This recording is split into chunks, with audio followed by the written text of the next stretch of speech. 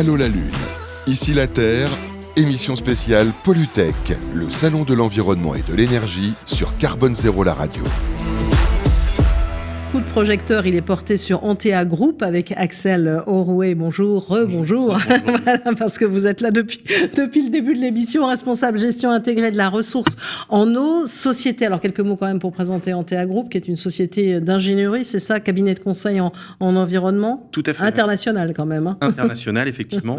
Donc on est une société d'ingénierie et de conseil dans le domaine de l'environnement. Sur la partie française, on existe depuis maintenant un peu plus de 25 ans. Et donc on intervient également dans les DOM sur des thématiques. Alors il y a plusieurs axes, mais les trois axes principaux, c'est l'environnement au sens large, qui va traiter de tout ce qui est cité sol pollué, dossiers réglementaires, etc. Donc l'accompagnement de nos clients privés vers, l'après friche industrielle, etc. Comment on gère l'ensemble de ces éléments-là. On a une activité plutôt liée à la géotechnique. Oui. Donc là, on peut parler effectivement des ouvrages, de tout ce qui va être ouvrage au sens large et infrastructure au sens large. Et puis une activité dans le domaine de l'eau. Donc là, on va couvrir l'ensemble du cycle technique, ce qu'on appelle le cycle technique, donc adduction en eau potable et système d'assainissement, donc sur ce cycle-là. Et puis on intervient également sur le grand cycle de l'eau, donc sur la gestion au sens large, sachant que effectivement aujourd'hui tout est imbriqué. Quand on va parler de l'eau, c'est de l'eau souterraine jusqu'au robinet, voire même jusqu'à la rivière. Et puis tout ça forme un joyeux cycle qu'il faut gérer et sur lequel on a des problématiques techniques et des problématiques de gestion. Donc on intervient sur tous ces éléments-là. Puis on a une unité un peu transversale qui est liée à la donnée, à la data, et qui va traiter effectivement, qui va être très transversale. On a parlé, il y a beaucoup de choses en termes d'intelligence artificielle.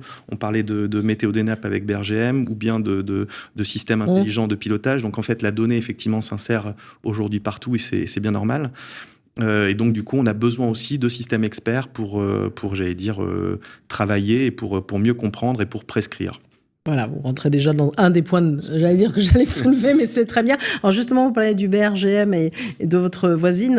Vous avez un laboratoire d'essais géomécaniques qui s'est installé au sein d'un campus, c'est ça, du BRGM, donc vous avez du lien.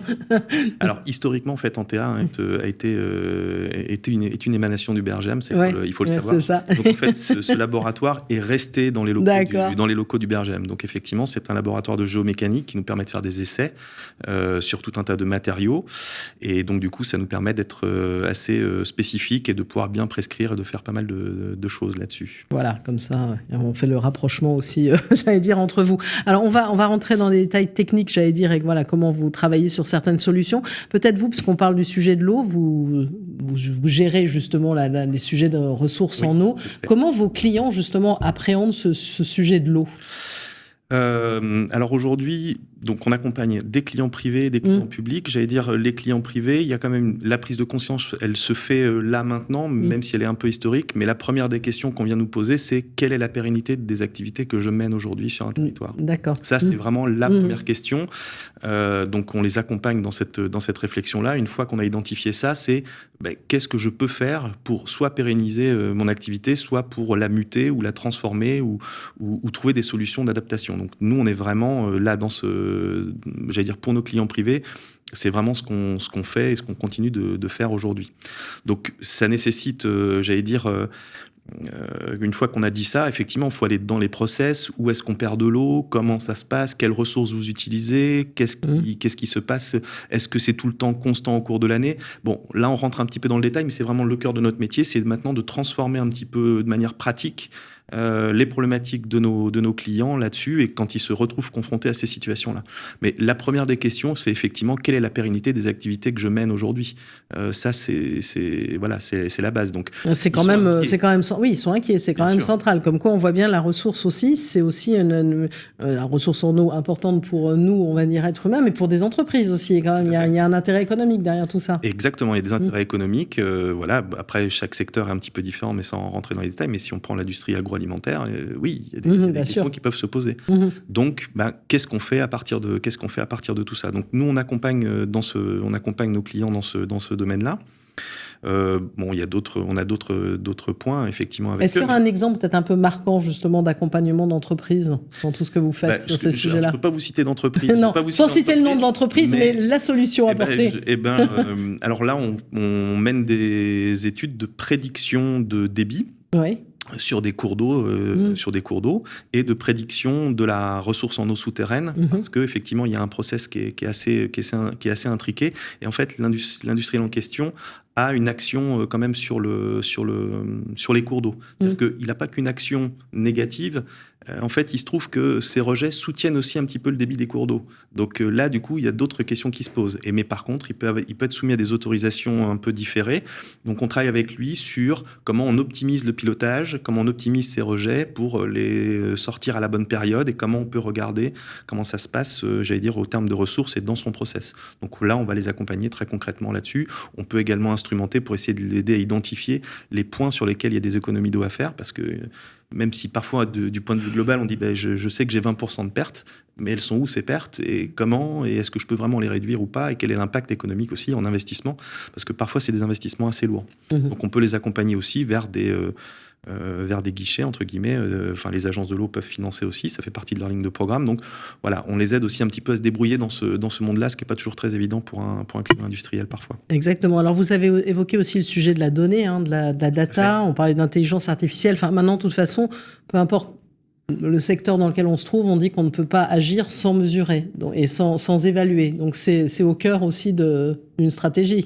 Effectivement, c'est au cœur d'une stratégie. Et vous savez, quand on mène, alors c'est l'autre côté, quand on fait de la concertation plutôt pour des opérateurs publics, donc on met autour de la table, très concrètement, l'ensemble des partenaires. D'ailleurs, quand on parlait vous n'avez pas utilisé ce mot-là, mais moi je le mets comme ça, c'est la gestion sectorielle ou silotée. Voilà, silotée en silo, oui. La gestion intégrée, c'est justement pour sortir de la gestion sectorielle. On intègre tout.